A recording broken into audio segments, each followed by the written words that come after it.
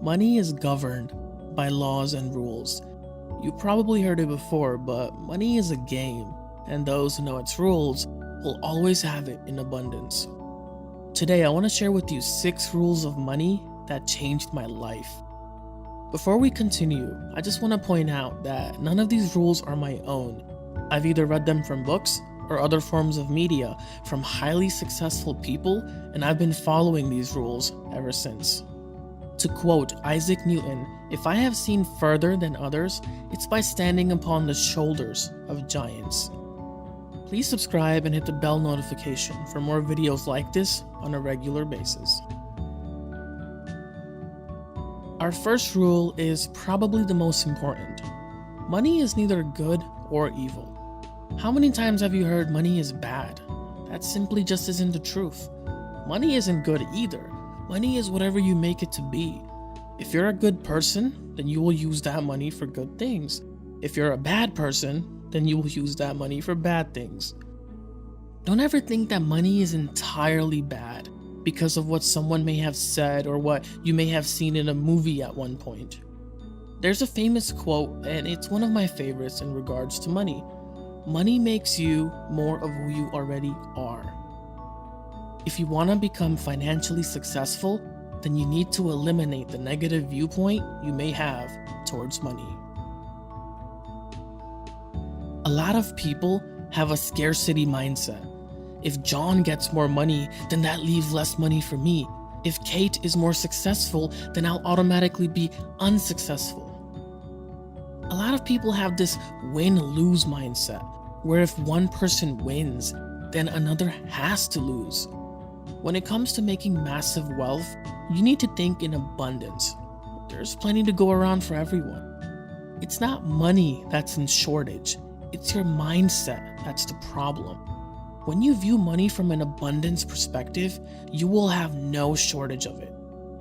Many people also like to cling on to their money, but not for reasons of saving to invest or saving for an emergency, but they cling on to it because they honestly believe they'll never make more than what they already have.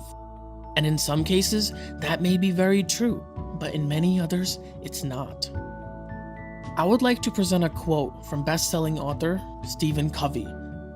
"Most people are deeply scripted in what I call the scarcity mentality. They see life as having only so much, as though there were only one pie out there. And if someone were to get a big piece of that pie, that would mean less for everyone else." When you're looking at it from a scarcity standpoint, you focus on a problem that doesn't exist rather than focusing on solutions that may help you reach your goal.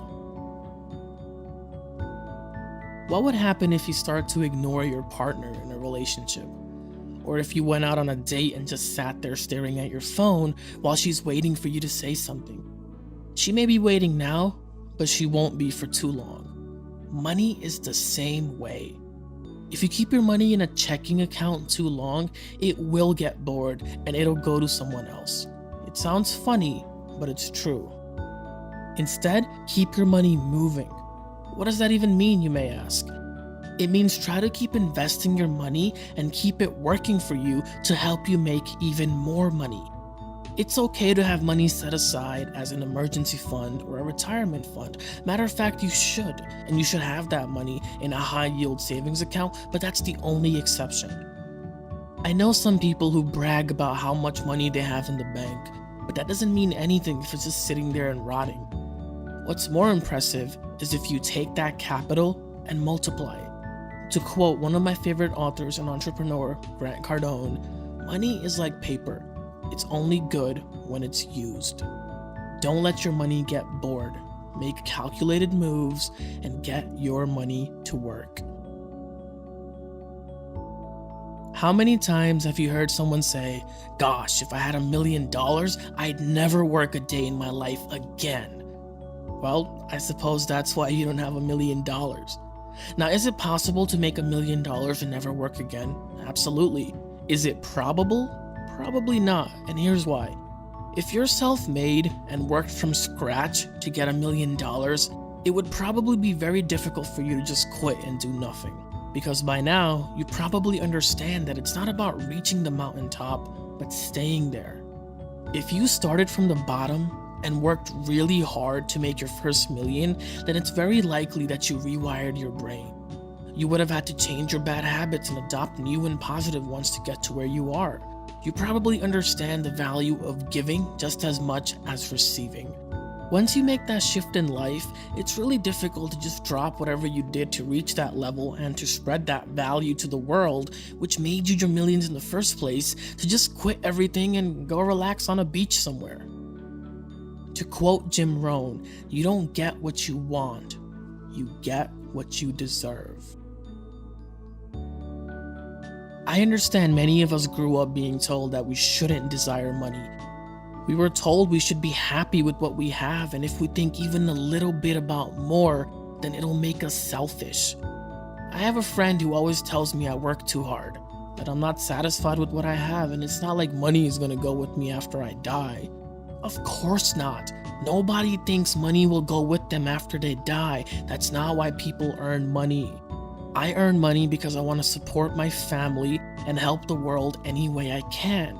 I think that's a bit difficult to do without money. I'm also not saying you shouldn't be satisfied, because satisfied is subjective. What satisfaction means to you is probably going to mean something different to someone else. Don't feel guilty about how big your financial dreams and goals are. Nobody can understand you more than you, and that's okay. If you can't handle $1,000, there's a pretty good chance you won't be able to handle $10,000. What do I mean by handle? I'm talking about making wise choices with your money. I'm talking about avoiding temporary temptations and focusing on the bigger picture in your life. It's easy to save $1,000, but it's even easier to get tempted to spend it. It can take someone years to save a good amount of money and only days to blow right through it. I sometimes like to compare money to a relationship. When you first meet a girl and you think she's the one, in order for her to be fully committed to you, you need to prove to her that you're worthy of her time. Money is the same way. In order for you to get more, you need to prove that you're worthy of the money you already have. Only then will you be able to get more and be able to keep more. How can you make good choices with money? Simple. Don't spend it on liabilities and try to buy assets. Spend your money on things that will help you make even more money. Once you learn the habit of spending wisely, you will slowly start to notice your bank account growing larger and larger. There's a lot of rules about money, but these are the rules I mainly follow. Of course, all these rules need to be backed up by action and consistency for you to see any real results.